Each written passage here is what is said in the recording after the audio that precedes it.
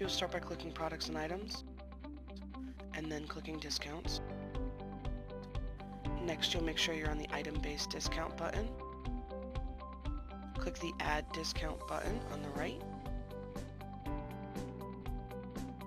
Here we will name our discount. In this case, let's call it Employee Discount.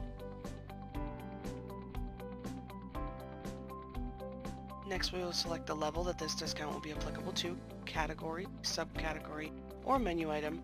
In this case, let's choose category, and the category option we will select is appetizers. From there, we will select quantity, or the number of items that must be on the check for this discount to apply.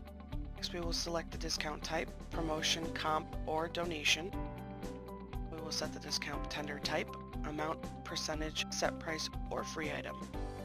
Once we select our discount tender type, we will then input our amount.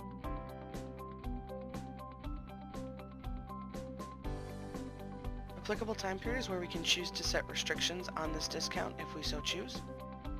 We will also need to select when this discount will apply, before or after tax. You can choose include additional modifiers or combine with other discounts by turning these toggles on. This section will allow us to choose the screen priority as to when we will see this discount in order. You can select what roles will be able to use this discount or see this discount. We can also attach a customer or set up a membership profile for this discount. Lastly, to change the color of this button, you can select any of our predefined options here or select from our color wheel.